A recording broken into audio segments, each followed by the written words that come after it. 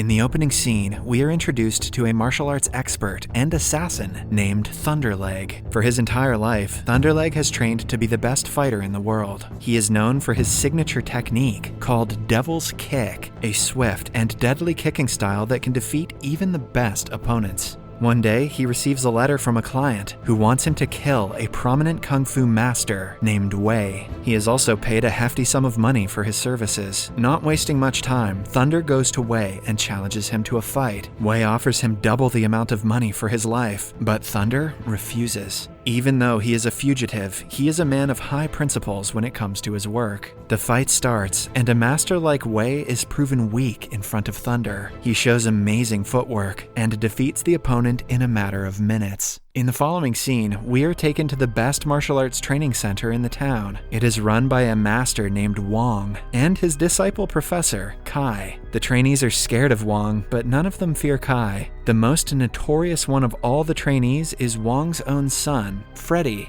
He teases Kai and laughs at the others at his misery. When Kai realizes what is going on, he calls out Freddy for being a spoiled brat and taking advantage of his father's position and having a white-ass name. They decide to settle the conflict with a fight. Kai loses because even though he is a professor, he is not half as good as Freddy. The man has a natural talent in martial arts and is only lacking proper discipline. Later that day, Freddy is with his friends in the market, planning to prank people as they usually do. He uses an eel to scare a girl and make her jump on him. However, he is caught by the girl's mother. She is also a master in kung fu and is better than any opponents Freddy has faced. He is taught a lesson before he registers he cannot win against her and flees. Luck is not in Freddy's favor that day because on the way back home, he sees a guy named Jerry. He is troubling a poor seller by refusing to pay the right amount. Freddy stands against the bully and defeats him in a fight to make him pay the seller, and because he has an even whiter ass name than Freddy. Before leaving, he warns Jerry to stay out of his sight if he values his life. In the evening, he returns home and sees that the girl he pranked earlier and her mother are with his father. Freddy tries his best to ignore them, but his father calls him closer to introduce him to the guests. It turns out they are his aunt and cousin, who have come to visit them from a different city. They tell Master Wong about his son's shenanigans, getting Freddy in trouble. Just when he is about to be punished, they are interrupted by a landowner named Lee. He is Jerry's father and is furious at Freddy for beating up his son. Jerry is also brought in front of Master Wong, covered in bandages from all the injuries inflicted upon him. Lee doesn't want an apology, but wants Freddy to be punished for his crimes. Wong brings out a stick to hit Freddy, but is stopped by his aunt. She asks the victim's friends to punish Freddy in a way that they prefer. But they only get 10 hits on him and he cannot fight back in between the hits. One of Jerry's friends confidently comes forward, but fails to recognize that even if Freddy cannot counterattack, he can defend himself. His first few hits go to waste because Freddy is able to deflect each one of them. Eventually, the 10 attacks are over, and Freddy is still standing upright with no major injuries. When the opponent tries going for an extra attack, Freddy sends him flying with a single hit. Lee and his goons have to pick Jerry up and return home in embarrassment, but Master Wong's anger hasn't died down yet. Starting the next day, he makes Freddy go through a series of brutal punishments. He is made to squat with bowls on his head and shoulders for hours every day. Still, Freddy and his friends find several ways to cheat their way out of the punishment. Master Wong finds out about this and is fed up with his son's lack of discipline. Deciding to take a major step, he calls his brother, a legendary kung fu master named Sam.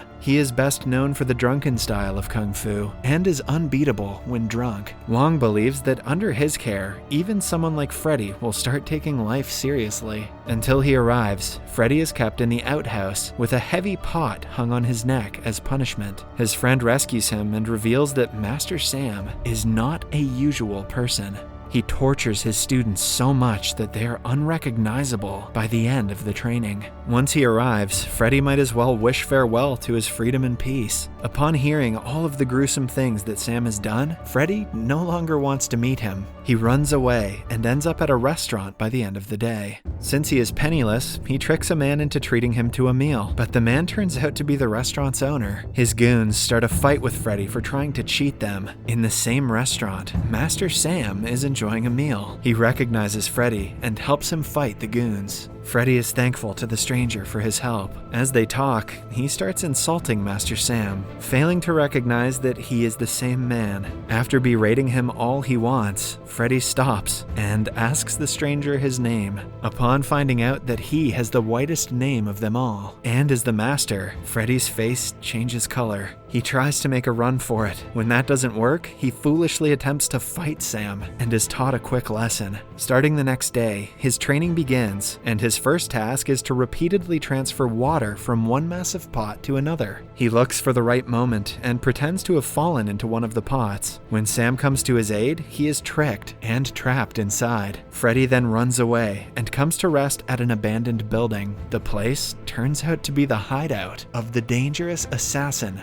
Thunderleg. He orders Freddy to go away, but unaware of the killer's identity, Freddy refuses. As a result, Thunderleg proceeds to beat up and humiliate him. He is about to kill him, but stops because killing a mere weakling like Freddy would harm his reputation. Freddy's life is saved, but he hasn't been more embarrassed in his entire life. The anger turns into the will to get revenge on Thunder, and for that, he has to train. In the following scene, he goes back to Sam, apologizing and begging him for his help. Sam takes him back, giving him the last chance to prove himself. The first step in training is to multiply his arm strength. This is done by Sam tying sticks to his hands and using him like a puppet. After training the entire day, Freddy has a hard time using chopsticks at dinner. He doubts if he can ever be as strong as Thunder, but as the days pass, he feels his arms gaining strength. The first quarter of the training ends when he can break walnuts with his bare fingers. Then, one day, the master and student go to a local betting zone to gamble. Sam is an experienced gambler with very sharp eyes. He wins every single round and makes a lot of money, much to the annoyance of his opponents. They are interrupted by a bald man who thinks he can defeat Sam. They put all their money on the last round, but the man cheats to win. Upon being proven a fraud, he panics and starts blaming Sam. Freddy challenges him to a fight, thinking it will be an easy win, but the bald man reveals he has been trained in skull-style kung fu and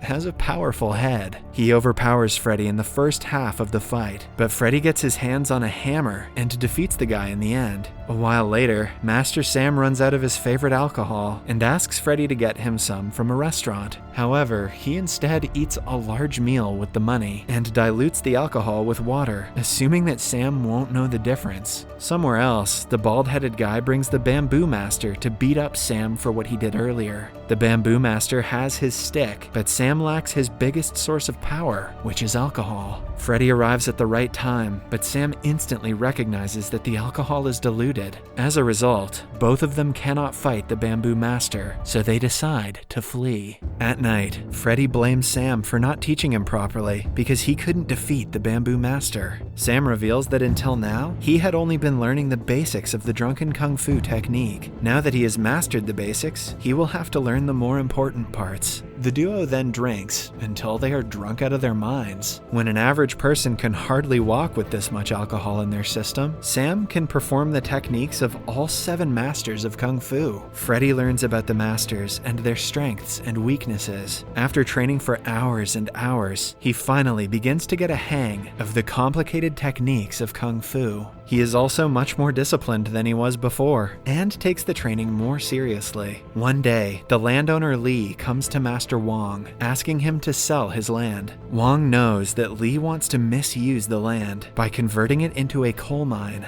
Lee even offers him 20% of the profit, but Wong kicks him out. In the following scene, Thunderleg receives a letter from a client. The sender is Lee, who wants him to murder Wong. Thunder takes on the task and gets ready to go to the city. Somewhere else, Freddy is walking home with alcohol when he comes across the Bamboo Master. He remembers how he and Sam were humiliated by the man and decides to take revenge. He provokes the man, urging him to make the first attack. The fight seems to be neutral until Freddy drinks alcohol. When he is drunk, no one can fight against him, not even the popular Bamboo Master. He defeats the man almost hilariously before stealing 2 large pots of his wine. However, on reaching home, he is shocked to see Sam is missing. He finds a letter where the master has thanked him for believing in his teachings. He says Freddy has learned everything there is to know about drunken kung fu. Hence, he has completed his task and is leaving. Back in the training center, a man runs to Wong in a panic and reveals that Lee and his people are taking over the land by force. An enraged Wong goes to teach them a lesson, but finds no one.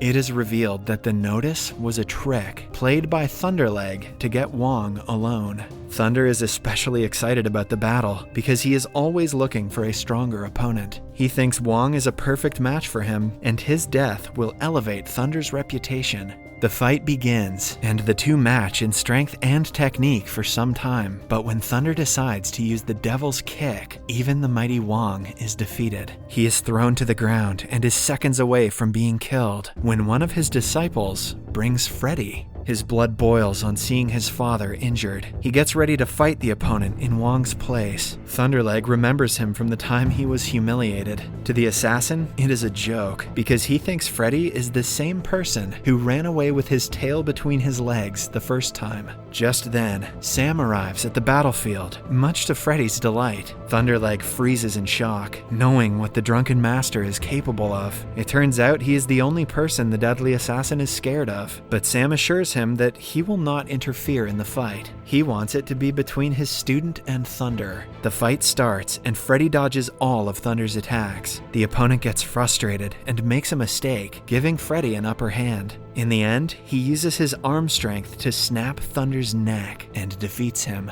Lastly, Freddy stands as the victor, and his father is finally proud of him. Subscribe for more videos like this, turn on notifications, and leave a like to help the channel out. Thank you for watching.